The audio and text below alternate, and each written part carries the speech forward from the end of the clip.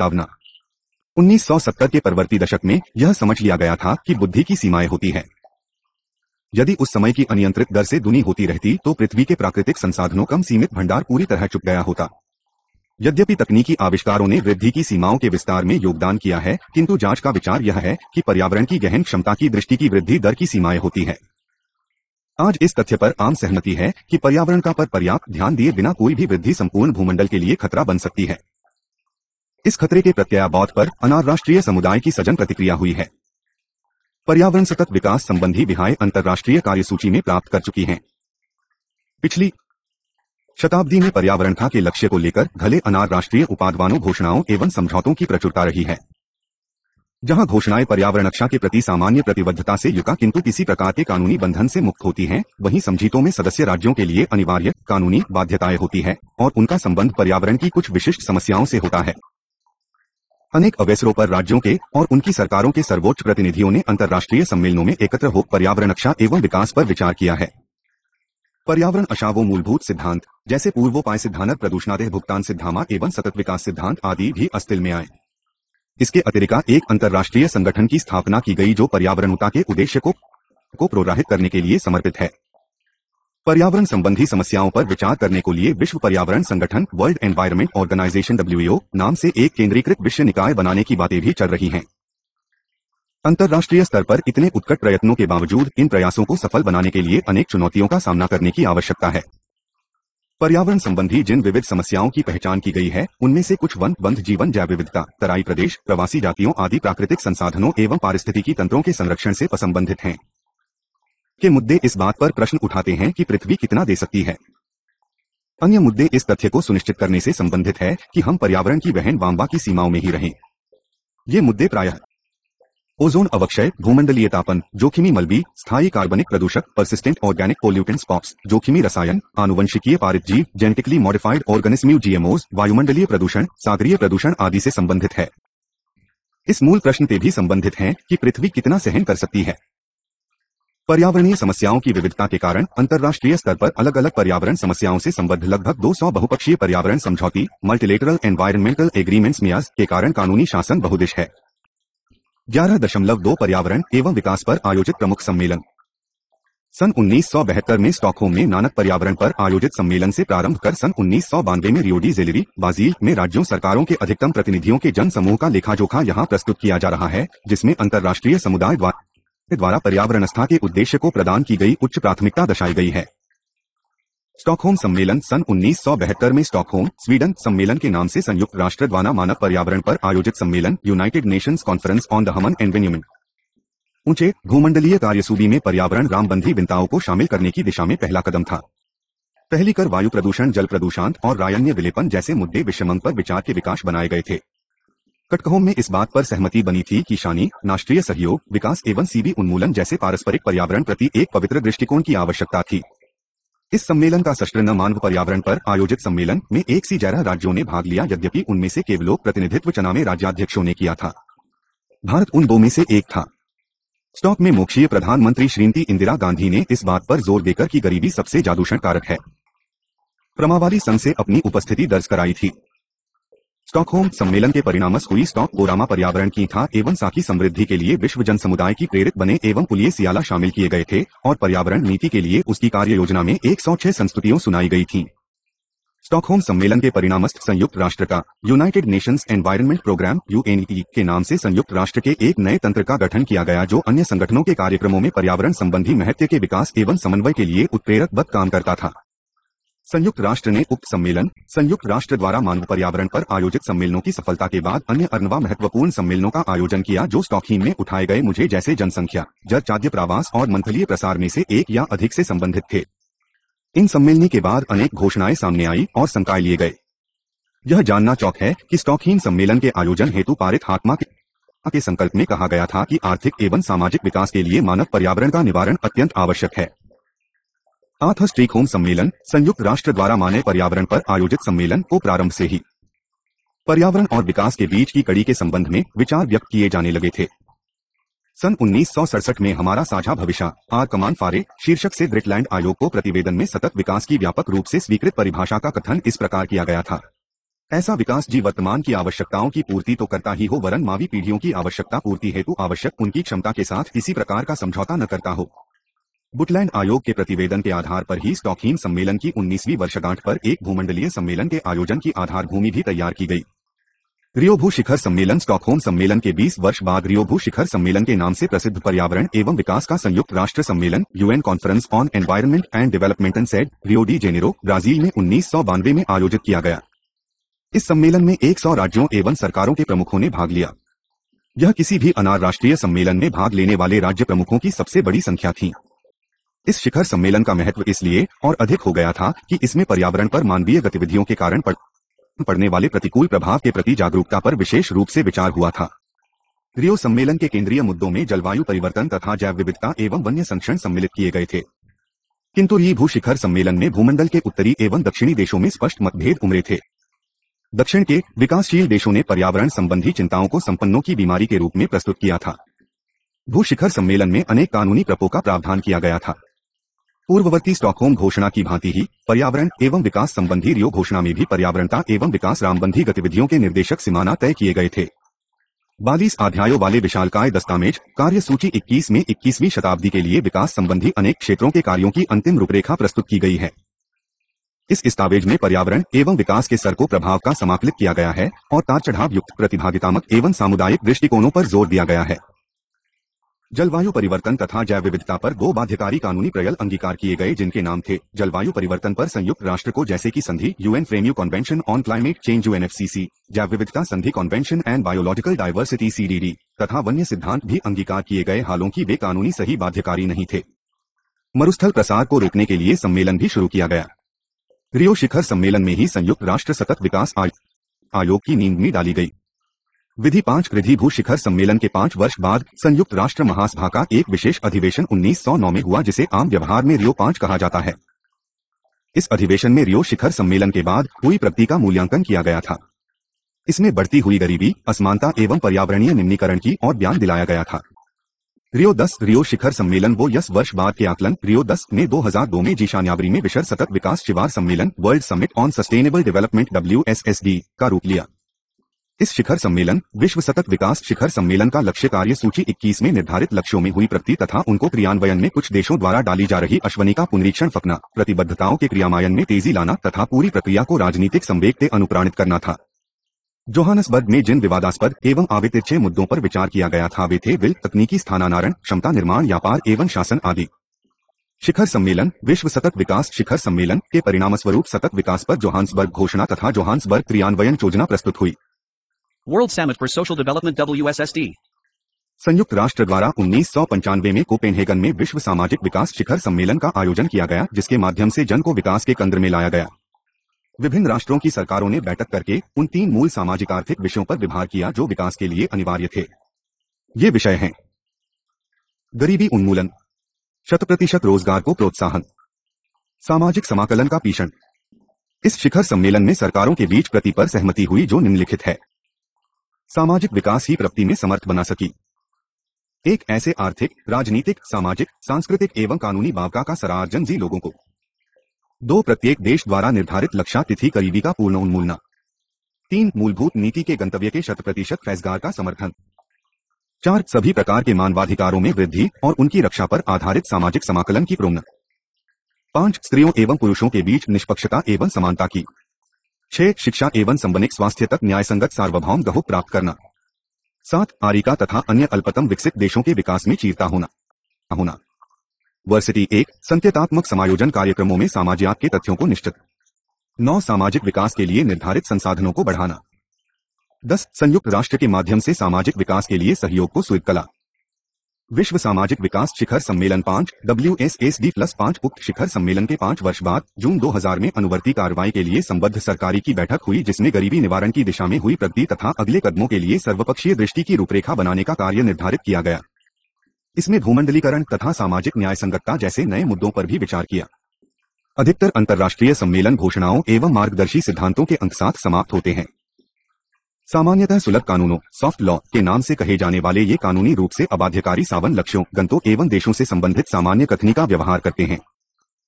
यद्यपि इनके साथ कानूनी अनिवार्यता नहीं जुड़ी होती किंतु इनका राजनीतिक महत्ता बहुत होता है। सामान्य प्रयोग के ऐसे सुलभ कानूनों में से मानक पर्यावरण संबंधी स्टॉकहोम घोषणा 1972, विश्व संघ कार्यनीति 1980, विश्व प्रकृति अधिकार पत्र 1962, हेग घोषणा 1989, रियोपाचरण एवं विकास घोषणा 1992, कार्य सुबी 21, वन्य सिद्धांत तथा जोहान्सबर्ग सत्य विकासथोवनी 2002 प्रमुख है। दे विश्व सम्मेलन तथा सुलभ कानून साधन पर्यावरण रक्षा हेतु अंतर्राष्ट्रीय समुदाय के राजनीतिक सहयोग के संकल्प को प्रदर्शित करते हैं। 11.3 शतक विकास पर आयोजित अंतर्राष्ट्रीय सम्मेलन एवं समझौते अंतर्राष्ट्रीय समुदाय के सदस्यों के बीच पर्यावरण रक्षा हेतु सहकारिता एवं सहयोग का प्रमुख साधन अंतर्राष्ट्रीय पर्यावरण कानून international environmental of law IAL है। उपर्युक्त अगणित घोषणाओं और निर्देशी सिद्धांतों जैसे सुलभ कानून साधनों के अतिरिक्त अंतर्राष्ट्रीय पर्यावरण कानून में 200 से अधिक बहुपक्षीय पर्यावरण समझौतों मल्टीलेटरल एनवायरमेंटल एग्रीमेंट्स मियाज को समाविष्ट किया गया है। अंतर्राष्ट्रीय महत्व के तराई प्रदेशों विशेषकर जल कुक्कुटीय आवारों पर सम्मेलन 1971 राई प्रदेता पक्षियों विशेषकर जलवा सानानियों उभरी जलपरी मल्यों अपृष्ठवी प्रजातियों ज्यादा प्रजातियों और मनुष्यों के आवास के महत्वपूर्ण क्षेत्र होते हैं जिनमें जीवधारी भारी संख्या में निरंतर रहते जा रहे हैं। पाल मजली इमारती सक्सी और जनों के स्रोतों तथा मनोरंजन एवं पर्यटन के अवसर प्रदान करने की दृष्टि से नई प्रदेश अत्यंत महत्वपूर्ण होते हैं, किंतु इन दुर्बल पारितंत्रों को जनसंख्या चक्कर असीम योहर तेल छलकने से हुए प्रदूषण मछली के शिकार उद्योगों को मलने और प्राकृतिक आवासों को विकास इकाइयों में परिवर्तित किए जाने के कारण निरंतर खतरा बना हुआ है। अंतर्राष्ट्रीय महत्व के तराई प्रदेशों विशेषकर कल कुक्कुटीय आवासों पर हुआ बमसर सम्मेलन भूमंडलीय संरक्षण व आधुनिक प्रारंभिक संधियों में से एक है। यह संधि को ईरान के रामबार में 1971 ईवाई में अंगीकृत की गई और 1975 से लागू की गई थी। इस सम्मेलन के द्वारा प्रकृति संथान तथा सराई क्षेत्र और उत्सव संसाधनों के बुद्धिमत्तापूर्ण उरी के लिए राष्ट्रीय गतिविधि एवं अंतर्राष्ट्रीय सहयोग का एक कथा तैयार किया गया था। रामसर की सूची में उल्लिखित अंतर्राष्ट्रीय महत्व के 1235 उराई उपली भूल क्षेत्रफल 10.66 करोड़ हेक्टेयर के लिए सम्मेलन में 135 पक्षों को लेके दिए गए हैं।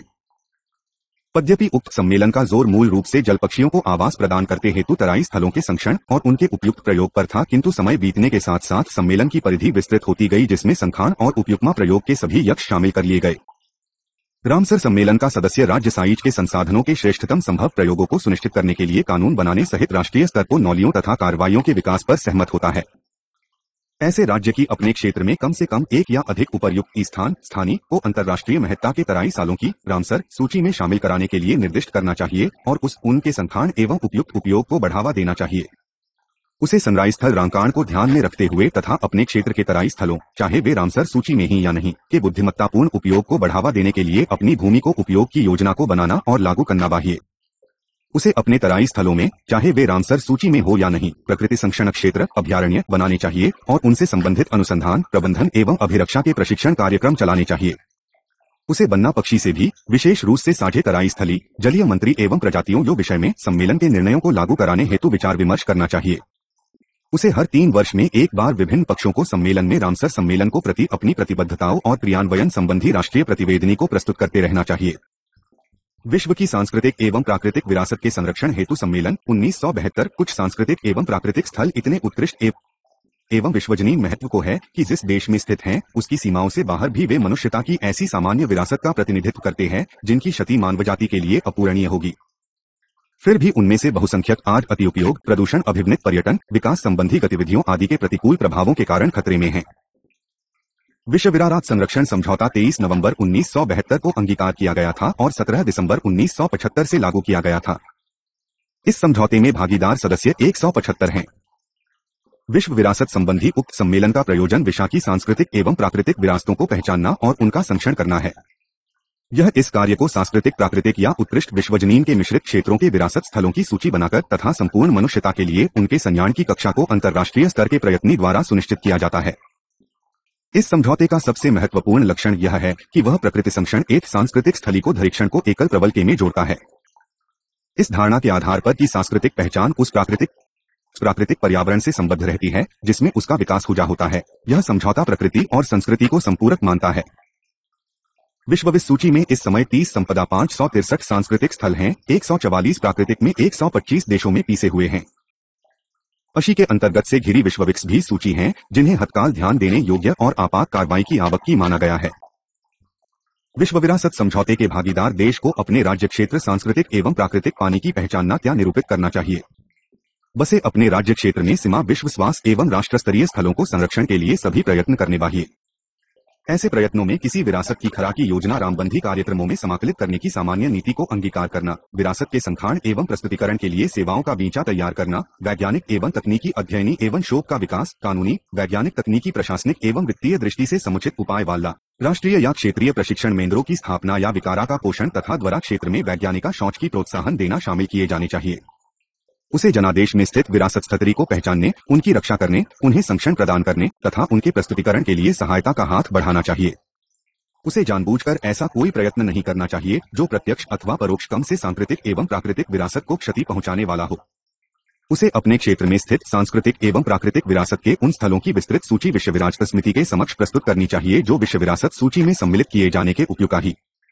उसे यूनेस्को के महासम्मेलन में उन विधाची एवं प्रशासनिक प्रावधानों तथा अन्य कार्यों के प्रतिवेदन प्रस्तुत करने चाहिए जिन्हें उसने अंगीकार किया हो। प्रति 2 वर्ष में जैसे दिशा विरासत निधि में अंशदान करना चाहिए जो सभी राज्यों द्वारा समान प्रतिशत के रूप में दिया जाता है। यह अंशदान हर राज्य द्वारा यूनेस्को के बजट में दिए जाने वाले अंशदान की प्रतिशत से अधिक नहीं होता। संकटाच्छन्न वन्य जंतु एवं पादप प्रजाति अंतर्राष्ट्रीय व्यापार समझौता 1973 वन्य जीवन एवं उच्च संबंधित उत्पादों का व्यापार अत्यंत लाभकारी होता है जिसमें अस्को कॉलर का लेन देन होता है। अंतर्राष्ट्रीय बाजार में असंख्य जंतुओं एवं पौधों की प्रजातियों भारी मांग की शिकार बनी हुई है। विदेशागत आहारों, चमे उत्पादों, बाड़ा मंत्री, जवाहरात, इमारती लकड़ी, पर्यटक भवन कलाकृतियों एवं औषधियों की बढ़ती मांग के कारण वन्य जीवन की अमूल्य प्रजातियों ने बहुत सता है और उनमें से कुछ तो विलुप्त प्रायः होने के कगार पर है। वन्यजीव व्यापार की मांग सीमा पारीय होती है, अतः इसे रोकने के लिए प्रयत्न भी अंतर्राष्ट्रीय स्तर पर ही होने। एकान्य जंतु एवं पादन प्रजाति अनाराष्ट्रीय व्यापार समझौते the convention on international trade in endangered species of wild fauna and flora sites पर 3 मार्च 1973 को हस्ताक्षर किए गए थे और वह 1 जुलाई 1975 से लागू हुआ था। इस समझौते में 100 पक्ष शामिल हैं। इस समझौते का प्राथमिक लय यह सुनिश्चित करना है कि वन्य जंतुओं एवं पौधों की प्रजातियों का अस्तित्व खतरे में पड़ जाए। इसके अनुसार लगभग 5000 जंतु प्रजातियों तथा 26,000 पाका प्रजातियों को भिन्न भिन्न सारों पर वना जीवन उत्पाद व्यापार विनियम के माध्यम से संखाण प्रदान किया गया है। इस समझौते में जामित पक्षी पालन किए जाने के लिए संकटाचा एवं पाद प्रजाति अंतर्राष्ट्रीय व्यापार सम्मेलन टाइस में एक सामान्य ढांचे का प्रावधान किया है। इसके साथ ही हर पक्ष को यह सुनिश्चित करने के लिए कि उनके राष्ट्रीय स्तर पर इस समझौते का पालन ही आपने यहाँ कानून बनाना चाहिए। सम्मेलन ने नमूनों को तौर पर कुछ चुनिया प्रजातियों के अंतर्राष्ट्रीय व्यापार को एक सीमा तक कुछ नियंत्रणों के साथ अपने भीतर है। आवश्यक बनाया गया है कि इस समझौते द्वारा नियंत्रित प्रजातियों के सभी आयात, निर्यात और पुनर्निर्यात को एक अनुष्ठित लाइसेंस प्रणाली के अंतर्गत अधिकृत किया जाना चाहिए। काष्ठन्नयना जंतु एवं पादन प्रजाति अमार राष्ट्रीय व्यापार समझौते को द्वारा नियंत्रित प्रजातियों को उनकी संरक्षण कोटि के अनुसार 3 परिशिष्टों में रखा गया है। पहले परिशिष्ट में वे प्रणालियों हैं जी विलोपन के कगार पर हैं। इन प्रजातियों से चाधान की अनुमति केवल बाद रूप स्थितियों में ही प्रदान की जाती है। दूसरे परिशिष्ट में वे प्रजातियों आती हैं जो पिलियन के कगार पर ही नहीं है किंतु उनका अस्तित्व बना रहे, अतः उनके चपयोग की प्रथा संभव वर्जित रखते हुए उनके व्यागत को नियंत्रित रखा जाता है। तीसरे परिशिष्ट में वे प्रजातियों आती है जो कम से कम एक ऐसे देश में संरक्षित मानी जाती है जिसने संकटान वना जंतु एवं पादप प्रणाली अमार राष्ट्रीय व्यापार समझौते के अन्य देशों से उन प्रजातियों के व्यापार को नियंत्रित रखने में सहायता मांगी हो। संकटाचान्न वन्य जंतु एवं पादप प्रजाति अंतर्राष्ट्रीय व्यापार समझौते के क्षेत्र में स्थापित अनुज्ञप्ति लाइसेंस प्रणाली के अंतर्गत संकटाच्छन्न वन्य जंतु एवं पादप प्रजाति अंतर्राष्ट्रीय व्यापार समझौते में सूचीबद्ध प्रजातियों के नमूनों का आवाज इस समझौते में शामिल किसी देश से तथा निर्यात या पुनर्निर्यात इसी समझौते में शामिल किसी देश में किया जा सकता है, बशर्ते प्रवेश अथवा निकासी के हवाई अड्डे पर अनुमति के लिए उपर्युक्त प्रलेख दस्तावेज उपलब्ध व प्रस्तुत किया जाए। हर परिशिष्ट की प्रजातियों पर अलग अलग शर्तें लागू की जाती है जिनका उल्लेख समझौते में किया गया है। साथ ही साथ समझौते में सामान्य आवश्यकताओं हेतु ले जाए जा रहे नमूनों की अपेक्षा पारगमन के नमूने, व्यक्तिगत या गृहस्थी के सामान के नमूने भी नियंत्रण में जन्मे हुए नमूनों और विशिष्ट शोध हेतु ले जाए जा रहे नमूनों के लिए कुछ छूट दी गई है। जो राज्य समझौते के सदस्य नहीं हैं, उनके साथ व्यापार की अनुमति केवल तभी दी जाती है जबकि संकटापन्न वन्य जंतु एवं पादप प्रजाति अंतर्राष्ट्रीय व्यापार समझौते की अपेक्षाओं के अनुरूप किसी राज्य के सक्षम अधिकारियों द्वारा तुलना के योग्य दस्तावेज प्रदान किए गए हों। संकटाचानंद जंतु एवं पादप प्रजाति अंतर्राष्ट्रीय व्यापार समझौते के किसी भी सदस्य को विविध प्रतिबद्धता की पूर्ति करनी चाहिए। यह सुनिश्चित किया जाना चाहिए कि संकटाच्छन्न वन्य जंतु एवं पादप प्रजाति अंतर्राष्ट्रीय व्यापार समझौते में सूचीबद्ध किसी भी प्रजाति के नमूनों का व्यापार उक्त समझौते के प्रावधानों के अनुरूप ही किया जाना चाहिए। इन प्रावधानों को लागू करने के समुचित उपाय किए जाने चाहिए और उनका उल्लंघन करते हुए किसी भी प्रजाति के व्यापार पर प्रतिबंध लगाया जाना चाहिए। संकटाच्छन्न क्या कंटू एवं पादप प्रणाली अंतर्राष्ट्रीय व्यापार समझौते में श्रीबद्ध प्रजातियों के नमूनों के व्यापार का समुचित अभिलेख रखना चाहिए। अनुज्ञप्ति लाइसेंस वाली की व्यवस्था करने के लिए एक या अधिक प्रबंधन अधिकारियों की नियुक्त किया जाना चाहिए। इसी प्रकार एक या अधिक वैज्ञानिक अधिकारियों को नियुक्त किया जाना चाहिए जी उन प्रजातियों के व्यापार के स्तर के प्रभावों के विषय में सुझाव दे सकें। सदस्य पक्ष को समझौते के क्रियान्वयन की स्थिति के संबंध में संकटाचा जंतु एवं पादप प्रजाति अंतर्राष्ट्रीय व्यापार समझौते के सचिवालय के समक्ष समय समय पर प्रतिवेदन प्रस्तुत करने चाहिए, जिनमें से विद्यार्थी, विनियामक एवं प्रशासनिक उपाय शामिल हो, जिनके माध्यम से संबंधु एवं पादप प्रजाति अंतर्राष्ट्रीय व्यापार समझौते के प्रावधानों को लागू करने का प्रबल किया गया हो। प्रवाणी वन्य जंतु प्रजाति संरक्षण समझौता 1979 का प्रयास एक भूमंडलीय प्रक्रिया है। प्रदाची तुजों में पात्रीय, मही एवं सागरीय प्रजातियां, कुछ सामान्यतः परिचित जंतु जैसे बागचार्जिगा डॉल्फिन का चमगादड़ और पक्षी सम्मिलित है।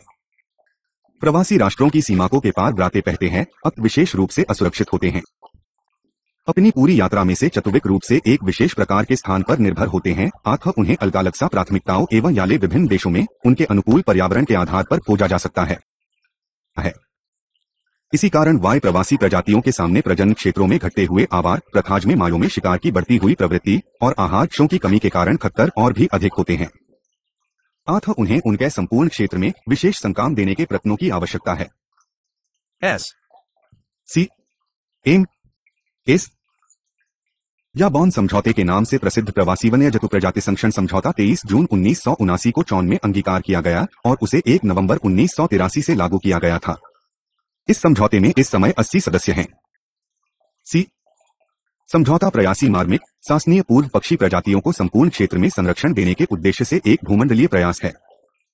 यह समझौता परिशिष्टों में सूचीबद्ध प्रवासी प्रजातियों और उनके आवासों को अपेक्षित स्तर का संसार प्रदान करने का प्रयत्न करता है।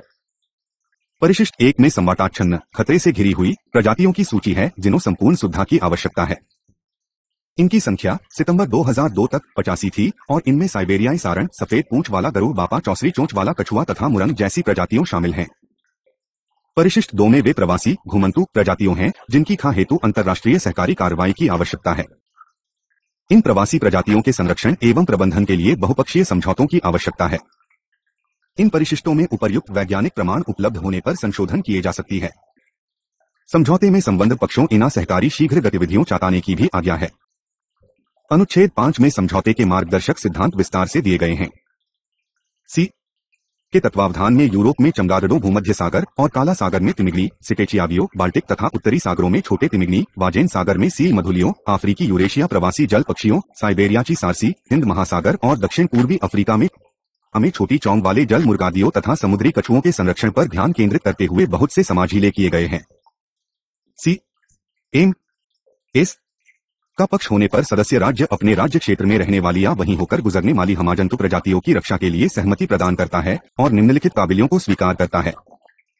उसे प्रवासी प्रजातियों से संबद्ध शोध कार्य को प्रोत्साहन, सहयोग एवं समर्थन देने का प्रयत्न करना चाहिए। परिशिष्ट में सूचीबद्ध प्रवासी प्रजातियों के लिए तात्काल सुरक्षा का प्रावधान करना चाहिए और परिशिष्ट 2 में सूचीबद्ध प्रवासी प्रजातियों के संरक्षण एवं प्रबंधन के समझौते करने चाहिए। वह राज्य परिशिष्ट 1 की जिन प्रजातियों के लिए परिसर राज्य है, उसे विशिष्ट रूप से स्पष्ट किए गए अपवाद स्वरूप कारणों को छोड़कर उन प्रजातियों को कबने पर पूर्ण प्रतिबंध लगाना चाहिए। साथ ही उसे प्रयासी प्रजातियों के आवासों की सुरक्षित एवं पुनर्स्थापित करने, उनके भ्रमण में संभावित बाधाओं को कम से कम करने तथा उन्हें खतरे में डालने वाले कारणों को कम करने का प्रयत्न करना चाहिए। परिशिष्ट 2 में सूचीबद्ध जिन प्रजातियों के लिए वह परिसर शान्य हो, उन समझौतों को संपन्न करने का प्रयत्न करना चाहिए जो जन प्रजातियों के लिए लाभप्रद हो। उसे सम्मेलन की हर सामान्य बैठक से कम 6 महीने पूर्व सविश्लेषण की उन उपायों के संबंध में सूचना देनी चाहिए जो उसने उक्त समझौते के प्रावधान के क्रियान्वयन को संबंध में किए ही। वियना ओजोन परत संरक्षण समझौता 1585 तथा मॉन्ट्रियल ओजोन परत अक्षयकारी पदार्थनाधार 1967 भूतल से 10 किलोमीटर से लेकर 50 किलोमीटर अंक तक आते होते हाथी जीन की सूर्य के बैंगनी प्रकाश की कुछ हानिकारक प्रकृति विशेष करनी वांछती है। पराबैंगनी विकिरण के स्वर में वृद्धि होने से व्यथा 20 रोग प्रतिरोध क्षमता में कमी, भोतियाबिंद्र जैसे नेत्र रोग आदि हो सकते हैं। पौधों, जीव जंतुओं और प्लाटिकाओं पर भी इसका हानिकारक प्रभाव पड़ता है।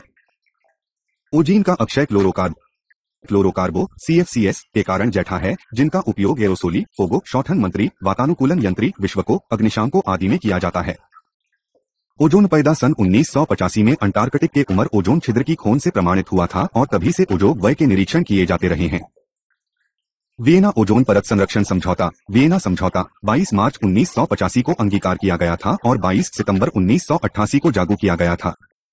वियना समझौते के अनुसार सभी यक्ष ओजोन परत में होने वाले परिवर्तनों को रोकने के लिए समुचित उपाय करने पर सहमत हुए थे। किंतु ये रामुचित उपाय कौन से थे, इसे स्पष्ट नहीं किया गया था। इस समझौते में शोध कार्य को प्रीशासन, देशों के बीच सहयोग तथा सूचनाओं के विनिमय पर जोर दिया गया था। वियना समझौता इस तथ्य का पहला उदाहरण था जबकि सभी राष्ट्र किसी भूनालियाम वरणस्या पर ध्यान देने के उपाय करने हेतु सहमत हुए थे। भले ही उस समय तक वैज्ञानिक रूप से इस समस्या को प्रमाणित नहीं किया गया था। वियना समझौते में अधलिखित बाध्यताएं रखी गई थीं। हर सदस्य को औनपरक अवक्षय तथा पर्यावरण एवं मानवीय स्वास्थ्य पर उसके प्रभाव संबंधी निरीक्षणों, शोध कार्यों तथा सूचना विनिमयों संबंध में सहयोग करना चाहिए। उसे ओजोन परत को सुदृढ़ बनाने में सहयोग प्रदान करना चाहिए। पूरी खोज एवं वैज्ञानिक प्रेक्षणों में पहल भी करनी चाहिए और सहयोग भी। उन्हें कानूनी, वैज्ञानिक एवं तकनीकी क्षेत्रों में तथा इस समझौते को लागू करने की दिशा में किए गए उपायों के प्रसारण में सहयोग प्रदान करना चाहिए। उसे ओजोन परत पर प्रतिकूल प्रभाव डालने वाली मानवीय गतिविधियों पर नियंत्रण करने, उन्हें परिसीमित करने, कम करने और रोकने के लिए विधायी एवं प्रशासनिक उपाय करने चाहिए। मॉन्ट्रियल ओजोन परत अवक्षयकारी पदार्थ न्याचार, मॉन्ट्रियल नयाचार, ईरान 1985 में जब ब्रिटिश वैज्ञानिकों द्वारा प्रकाशित शोधपत्र और बाद में अमेरिकी भूपाही के निरीक्षणों द्वारा ओजोन अवक्षय प्रमाणित कर दिया गया, तब 16 सितंबर 1987 को मॉन्ट्रियल ओजोन पर अपायकारी पदार्थ नवाचार, मॉन्ट्रियल नयाचार पर हस्ताक्षर किए गए। जनवरी सन 1989 से लागू मॉन्ट्रियल नवाचार के द्वारा बीजोन अवक्षयकारी पदार्थों के प्रयोग पर नियंत्रण लगाने के विशिष्ट उपायों की समरेखा तैयार की गई। इस नयाचार का लक्ष्य मनुष्य निर्मित Olin अक्षयकारी पदार्थी, ozone depleting substances odds को निस्सारण को क्रमशः तनक हुए अंत उन्हें पूरी तरह नामाप्त मतरला था। अपने अंगीकारण के बाद से अब तक मॉन्ट्रियल नयाचार समायोजनों एवं संशोधनों द्वारा 5 बार परिवर्तित किया जा चुका है। उसके नियंत्रण संबंधी प्रावधानों को लंदन 1990, कोपेनहेगन 1992, वियना 1995, गॉगजिट्रेयल 1997 तथा बीजिंग 1999 में अधिकृत किया गया था। मॉन्ट्रियल नवाधार के अंतर्गत राज्य ओजोनरानी पदार्थों के निष्करण को नियंत्रित करने के लिए सावधानी बरतने के बाय करने पर सहमत होता है। उसका अंतिम उद्देश्य ऐसे निसारण की समाप्त करना होता है। इस घर में निरातन में कभी कनाने के आप पर प्रतिबंध लगाने के लिए ले जोखिम भरे मतमे को सीमा पारी लाने ले जाने मर नियंत्रण तथा उसके निपटाने संबंधी बेसाल समझीता 1989 तथा उसका दायित्व आचार्य माता में जोखिम हरेक को तो समुद्र में था अल्पविकृता एवं विकासशील देशों में पाने की अब गई थी, जिसे निम्बी नॉट इन माई बैकयार्ड रामिते की बता बदर सोना नाम दिया गया था। इन देशों पर उस मलबे कचरे को ठिकाने लगाने की सुविधाएं और क्षमता नहीं थी। विषमर में ऐसे जोखिम भरे कुठे के समुचित निपटान न होने से पर्यावरण संबंधी भीषण खतरा उत्पन्न हो गया था। बेसल समझौता जो उपर्युक्त करे तथा उसके निपटाने की समस्या से संबंधित था 22 मार्च 1988 की अंगीकृत हुआ था और 5 मई 1992 को लागू किया गया था। इस समय इसमें 130 सदस्यता है। बेसल समझौता सीमापारीय जोखिम भरे तथा अन्य मलबे के मानव स्वास्थ्य एवं पर्यावरण पर पड़ने वाले दुष्प्रभावों एवं खतरों से संबंधित है। इसका को अकत रखने के ढंग से उसे निपटाना है। करे के आपादन में कमी करना तथा पर्यावरण। बेसल समझौते वो सदर को जोखिम मरे मलबे की राष्ट्रीय परिभाषाएं सचिवालय को सूचित करनी चाहिए और उन सूचनाओं को मलबी को नियतों को उपलब्ध कराता चाहिए। उसे अमापखा को भी अपने निर्णयों की सूचना देनी चाहिए कि अमुक जोखिम भरे या अभ्यर्थी के आयात पर उसने अपने यहाँ प्रतिबंध लगा दिया है। किसी दुर्घटना के कारण बेचारे जोखिम भरे मलबे से यदि अन्य बच्चों को हानि पहुंचने की आशंका हो तो उसकी संबंध में सूचना के प्रसारण को सुनिश्चित किया जाना चाहिए। उसे इस समझौते के प्रावधानों को लागू कराने के लिए सभी समुचित कानूनी, प्रशासनिक एवं अन्य उपाय करने चाहिए। उसे यह भी सुनिश्चित करना चाहिए कि उसके अधिकार क्षेत्र में जोखिम भरे या अन्य मलबे का उत्पादन कम से कम हो। उसे ठिकाने लगाने की उपयुक्त सुविधाएं हैं। उसके कारण होने वाले प्रदूषण को रोकने के लिए मलबा प्रबंधन में लगे लोग आवश्यक कदम उठाएं। यदि प्रदूषण हो ही गया हो तो उसके परिणाम स्वरूप मानव स्वास्थ्य एवं पर्यावरण पर पड़ने वाले दुष्प्रभावों की न्यूनतम किया जा सके। जोखिम भरे मलबे को सीमाओं की आर पार कम से नाम ले जाया जाए और इस कार्य को सही ढंग से किया जाए। समझौते के सदस्य को किसी गैर सदस्य पक्ष को जोखिम भना या असामला निर्यात ले या उक्त मल्ले को उससे आयात करने की अनुमति नहीं देनी चाहिए। उसे यह भी सुनिश्चित करना चाहिए कि यदि किसी राज्य ने कानून द्वारा प्रतिबंध लगा रखा हो तो यहाँ जोखिम संत व अन्य मज्जा निध्यांतर किया जाए। यह भी कि उसे 60 दक्षिणी अक्षांश को दक्षिण में जोखिम भरे या अन्य मलबे का निर्यात वहां निपटान के लिए नहीं करना चाहिए। सबसे महत्वपूर्ण यह सुनिश्चित करना है कि यदि सदस्य पक्ष किसी प्रकार की जोखिम भरे या अन्य सहने की व्यापार को कर रहा है तो यह व्यापार उक्त समझौते के प्रावधानों के अंतर्गत ही हो रहा हो। उसे एक सक्षम अधिकारी एवं केंद्रीय बिंदु का नामित करना चाहिए जो समझौते के प्रावधानों के क्रियान्वयन की सचान बना सके। उसे जोखिम भरे व अन्य मलबे के अवैध व्यापार पर रोक लगानी चाहिए। इसके अतिरिक्त मलबे के न समुचित तकनीकी दिशा निर्देशों को विकसित करने तथा जन जागरूकता में वृद्धि करने में सहयोग प्रदान करना चाहिए। बेसल समझौते की धारा 12 में पक्षों की दायित्व विमर्श करने के लिए बाध्य किया गया था। इस प्रावधान जी सहमति में समीकरण पूरे 10 वर्ष बाद उस वर्ग कविता न्याचार अंबत 1990 में अंगीकृत हुआ जितने बातचीत में जितनी कतिलाइयों आई होगी।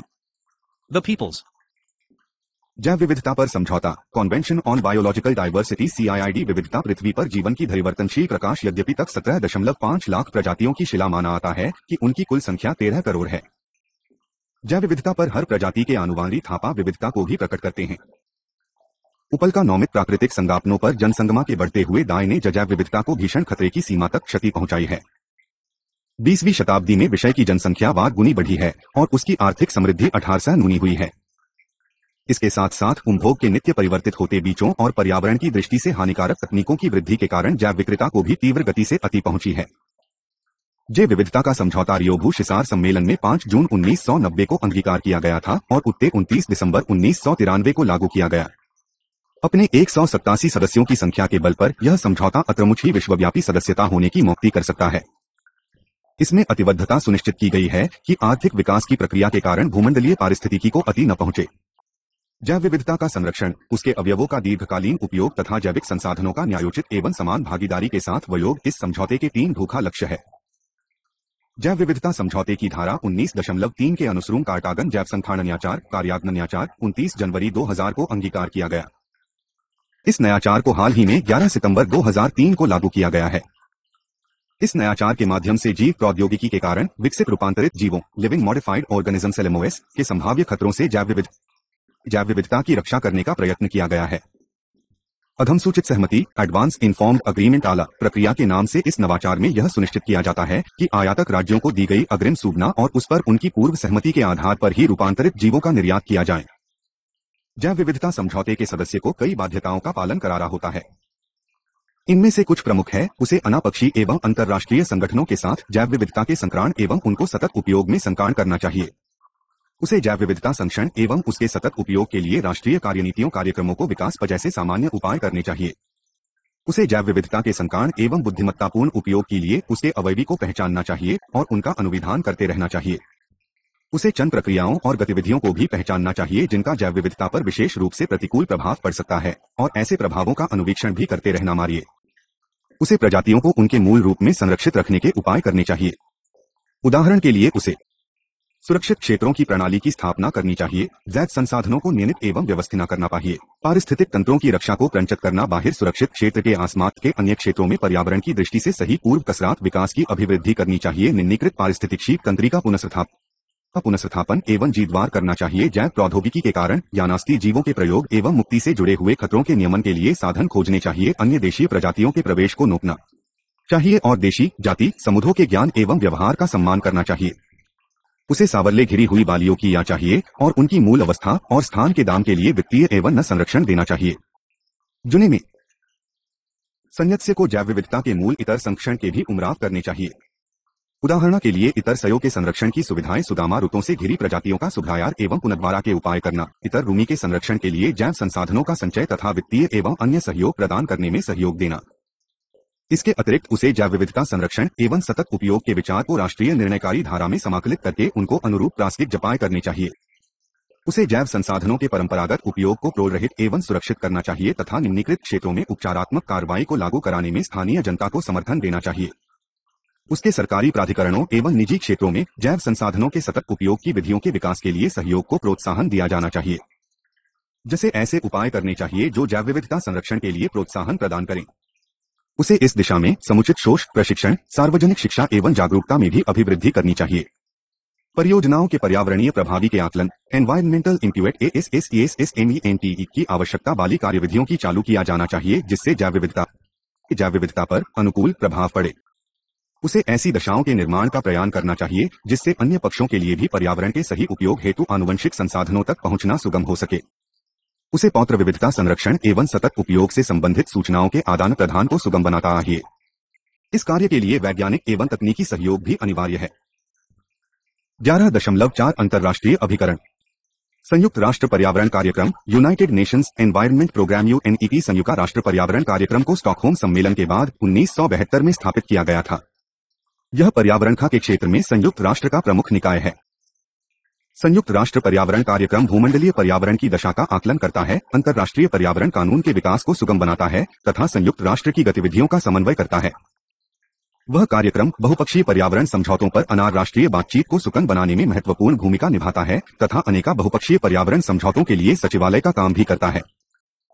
संयुक्त राष्ट्र पर्यावरण कार्यक्रम प्रतिवर्ष एक विश्व मंत्री स्तरीय पर्यावरण मंच की मेजबानी भी करता है, जहां विश्व भर के देशों के पर्यावरण मंत्री समसामयिक रुचि के विषयों पर विचार विमर्श करने के लिए इकट्ठे होते हैं।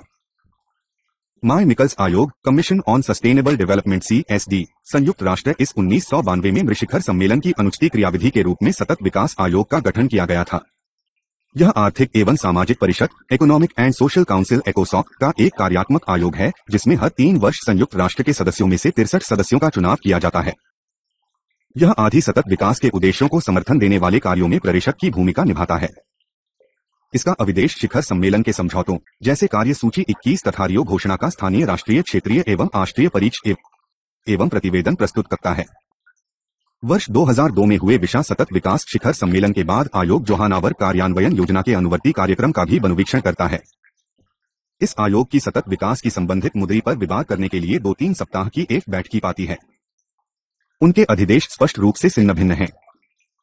भूमंडलीय पर्यावरण सुविधा ग्लोबल एनवायरनमेंट फैसिलिटी (GEF) भूमंडलीय पर्यावरण सुविधा एक अंतर्राष्ट्रीय विस्पोषण क्रियाविधि है, जिसका गठन 1991 में इसलिए किया गया था ताकि विकासशील देशों में पर्यावरण रक्षा हेतु चलाए जा रहे कार्यक्रमों एवं परियोजनाओं को वित्तीय सहायता प्रदान की जा सके।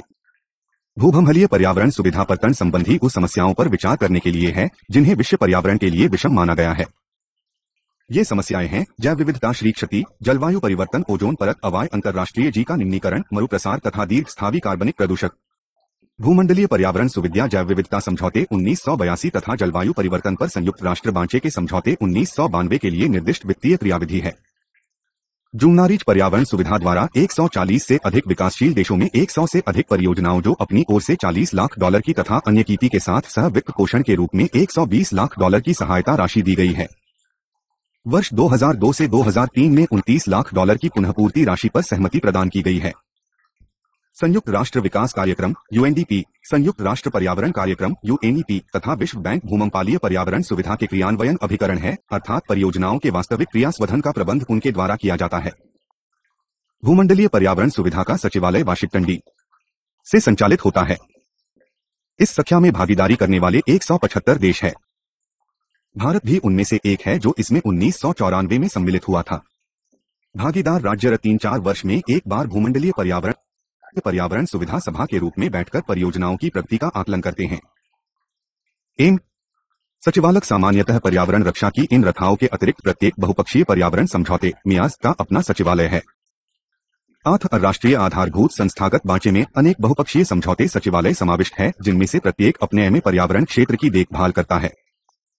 अन्य संस्थाएं पर्यावरण कक्षा में अन्य संस्थाएं भी बहुत अधिक भूमिका निभाती है। इनमें वैज्ञानिक एवं तकनीकी निकाय सम्मिलित हैं। उदाहरण को लिए जलवायु परिवर्तन पर अंतरसंकारी मानिका intergovernmental panel on climate change (IPCC) जलवायु परिवर्तन पर वैज्ञानिक पक्षों का अध्ययन करती है। अंतरराष्ट्रीय पादप समशरण कोक्स एसिमेंटेरियम और एविजुटिमा कार्यालय जैसे मानक निरित निकाय मनुष्यों, पुतुओं एवं पौधों के स्वास्थ्य संबंधी मानकों का निर्धारण करते हैं। अन्यथा भी जिनका विकास कार्य सूची में भूमिका निभाती है। इनमें संयुक्त राष्ट्र क्षेत्र के विकृत निकायों को अतिरिक्त विश्व बैंकर, अंतर्राष्ट्रीय मुद्रा कोष एवं विश्व व्यापार संसद जैसी संस्थाएं मामी है। पर्यावरण उत्कृष्टीय सरकारी संगठनों की भूमिका भी विशेष से बढ़ती है। इन 12 विस्तार से विचार किया गया है। विश्व पर्यावरण संगठन वर्ल्ड एनवायरनमेंट ऑर्गेनाइजेशन WEO समय पर एक नए विषय पर्याप्त संगत जाते हैं। वर्ष 1907 में दिया गया था कि अत्यकालिक दृष्टि पर्यावरण संघों के सहयोग को बढ़ावा दिया जाना चाहिए और दी की दृष्टि से पर्यावरण के लिए संयुक्त राष्ट्र पर्यावरण कार्यक्रम केंद्र पर एक प्राधिकारी संजन की स्थापना की जानी चाहिए। इस किस के संबंध में महनूई की गई आवश्यकता था जिसके संयुक्त समय में स्पष्ट आवाज उठाई जा सके। विश्व पर्यावरण संगठन के सम्मुख विचार विमर्श पर्यावरण समझौतों एवं विश्व पर्यावरण समर्थनों के बीच विजयराम एवं असंतुलन पर की वर्तमान प्रणाली को संबोधित करने के लिए है। किसी न किसी प्रकार से एक नए भूमंडलीय पर्यावरण संगठन की बनाए जाने की पहा में मामला भले बनता हो, किंतु इस संबंध में अनेक प्रश्नों को उत्तर दिए जाने शेष हैं। यह स्पष्ट नहीं है कि ऐसे संगठन का अधिदेश क्या होगा और क्या चस्ते वर्तमान प्रणाली में किसी प्रकार का मूल्य परिवर्तन होगा। मालीय पर्यावरण नीति के मूल में विद्यमानात समस्याओं, संसाधनों का अभाव, राजनीतिक इस शक्ति का अभाव तथा अपर्याप्त नीति समाकलन पर पहले विचार किया जाना चाहिए। विचार के सूक्ष्मतर बिंदुओं का समाधान अभी दूर है और राजनीतिक समर्थन के स्तर पर बहुत कुछ निर्भर होगा। इस विचार विमर्श के अधिकतम भागीदार इस बात पर सहमत है कि संस्थागत दोचेका का कोई भी हो, उसका अंतिम लक्ष्य भूमंडलीय पर्यावरण प्रबंधन की क्षमताओं में अभिवृद्धि करना है। 11.5 भूमंडलीय प्रयासों में बाधाएं। पर्यावरण कहाँ है? अंतर्राष्ट्रीय उपक्रमों की बसी चुनियों का सामना करना पड़ता है। पर्यावरणीय समस्या के धपिनाया और खतरनाक गति से उसकी सीता की बीग है कि कानूनी मंत्र को शीघ्रता से कदम उठाने आइए, जिस प्रकार के लिए विविधता हानि ए शीघ्र ध्यान दिया जाना चाहिए, जिसमें अनियंत्रित पूर्व निरोधक सिद्धांत की मांग के अनुरूप उपयुक्त होगा। Environmental Law IEL को समय साथे कार्रवाई करनी चाहिए। जीन अक्षय एवं जैवसाइलावा ही जाए। यही इंटरनेशनल आदर्श स्थिति यह होगी कि पर्यावरण संबंधी किसी भी समस्या को करने से पहले ही रोका जाए, न कि बाद में उस पर ध्यान दिया जो हो। अंतर्राष्ट्रीय सार पर शीघ्रता से समस्याओं के हौस पाना संभव नहीं हुआ करता। अंतर्राष्ट्रीय समुदाय के सदस्य विभिन्न राष्ट्र राज्य विकास मूल्य पद्धतियों एवं प्राथमिकताओं के भिन्न भिन्न स्तरों पर होते हैं। यह अंतर्राष्ट्रीय सभी प्रतिभागी सदस्य राज्यों में गोबर बाहता है, प्रायः न्यूनतम सर्वमान्य हल पर सहमत हो पाता है। सदस्य राज्यों के बीच पर्यावरण संबंधी बढ़ती हुई अन्योन्याश्रितता और इसके लिए व्याधि पर आधारित कार्रवाई की मार्ग में अपनी अपनी सांस करना सबकी नौसिक। इसके अतिरिक्त अनाष्ट्रगान बातचीत के बीच और बीबर होता है। दक्षिण के देश हमेशा से मानते रहे हैं कि पहल संबंधी आवश्यकताओं को लागू करके उसके देश उन पीछे से विकास की सीटी की इदा लेना चाह रही हैं। पर्यावा की अमेरिका देन के लिए अद्धि है के एक है। गिद्धनों के माचली पैरामीटो को परिभाषित पारमा सस्त नहीं है।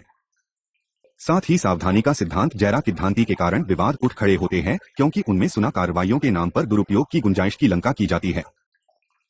औद्योगिक उत्पादन प्रणालियों के रूपांकन स्वर्य में ही बाधा है। कुछ खुले सवाल हैं। अब सतत विकास के लिए भूमंडलीय जाक्रमों में आधारभूत साही विज्ञान को पहचानना महत्वपूर्ण हो जाता है। तकनीकी निकायों एवं मानक निर्धारक निकायों के कार्यों पर ही कभी कभी प्रश्न चिन्ह लग जाता है। इसको अतिरिक्त वैज्ञानिक विशेषज्ञता पर उत्तर वालों का एकाधिकार है, जिसरी अनार्याष्ट्रीय वैज्ञानिक निवारों में निश्चित रूप से उन्हीं का प्रमुख रहा आता है। अंतत कानूनी साधनों के प्रावधान भी आधारभूत वैज्ञानिक व्याख्याओं से ही संबद्ध होते हैं। भूमंडलीय सामान्यों ग्लोबल कॉमोना महासागरी अत्विक अंटार्कटिका से जुड़ी हुई समस्याएं भी है। इन भूमंडलीय सामान्य का अनुवीक्षण एवं नियमन कैसे किया जाए? चूंकि किसी की संपत्ति नहीं है, उनके प्रति किसी के मन में उलाह नहीं होता। मालीय सामान्यों की बात के प्रति विशेष ध्यान दिए जाने की आवश्यकता है। मुफ्त की सवारी भी एक समस्या है, जिसमें कोई राज्य पर्यावरण रक्षा के प्रति बिना किसी दायित्व को निभाए वैश्विक प्रयासों से मदपुर लाभ उठाना चाहता है। फिर भी पर्यावरण एवं विकास से संबंधित उद्देश्य ही सबसे अधिक चुनौती भरे मुद्दे हैं, जिनके समाधान की आवश्यकता है। पर्यावरण रक्षा के किसी भी प्रयत्न के साथ यह आवश्यक हो जाता है कि आर्थिक समृद्धि की गतिविधियों में कटौती की जाए या कम से कम उनकी दिशा में परिवर्तन किया जाए। जहां विकास की अनिवार्यता सभी राष्ट्र राज्यों के हितों का केंद्र बिंदु होता है, वहीं वास्तविक चुनौती यह होती है कि विकास के ऐसे वलय प्रण का कार्यान्वयन एवं समर्थन किया जाए जिसमें पर्यावरण रक्षा और आर्थिक विकास के बीच संतुलन सुनिश्चित रह सके। हाल के वर्षों में भारत में पर्यावरण संबंधी गैर सरकारी संगठनों में व्यापक वृद्धि हुई है। भारत में 1000 से भी ज्यादा ऐसे संगठन सिर्फ पर्यावरण संरक्षण से संबंधित है। नेशनल अलायंस फॉर पीपल ला Movement, National Alliance for People's Move बहुत संगठनों को साथ लिया है। Greenpeace India, Oxfam India आदि पर्यावरण संरक्षण तथा सतत विकास पर अनेका अनुसंधान कर रहे हैं। इस संदर्भ में कुछ मातीय समूह जैसे विज्ञान तथा परवानग्रत सेंटर फॉर वाई साइंस एंड एनवायरन CE, वन संस्थान, द एनर्जी रिसोर्सेज इंस्टीट्यूटेरी, उपभोक्ता एकता त्या विश्वास समाज, the consumer unity and trade society CUTS भी राष्ट्रीय स्तर पर नीति निर्माण में योगदान दे रहे हैं। इन बड़े समूहों के अतिरिक्त बिल्कुल नीचे के स्तर पर कुछ और गैर सरकारी संगठन तरुण मगध संघ तथा तामा मलय संघ जैसे भी देश भर में पर्यावरण संबंधी गतिविधियों में अपनी भूमिका निभा रहे हैं।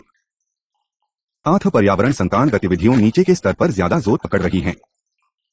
फिर भी यह ध्यान रखना आवश्यक है कि जन आंदोलन कभी भी गंभीर रूप धारण कर सकते हैं। ऐसी स्थिति से बचने के लिए जरूरी है कि सरकार पर्यावरण संबंधी नीति निर्माण में लोक सहभागिता के सिद्धांत को ध्यान में रखे, और यह भी आवश्यक है कि ये नीतियां सतत विकास की दृष्टि से बदलते सामाजिक परिवेश तथा लोक मांगों का पूरा ध्यान रखें। पर्यावरण संरक्षण से संबंधित मामले विभिन्न क्षेत्रों में सभी ग्राम लोगों का विस्थान मांगते हैं, जैसे सरकार के ऊपर दबाव समूहों के रूप में, सचेतकर्ता के रूप में, पर्यावरण को हानि पहुंचाने वाले कारकों की तरफ ध्यान आकर्षित कराने में सहायक के रूप में, ऐसे समूहों के रूप में जो पर्यावरण संबंधी मामलों पर कानूनी कार्यवाही कर सर्क व पर्यावरण संकान संबंधी एजेंसियों तथा तालिकाओं में सलाहकार की भूमिका निभा सकते। संक्षेप में, जान सहयोग एवं भागीदारी से नीति निर्माण प्रक्रिया में विश्वास स्थापित होता है तथा ऐसे निर्णय जनस्वीकार्य होते हैं, जिससे पर्यावरण संरक्षण तथा सतत विकास की दिशा को सुदृढ़ बनाया जा सकता है।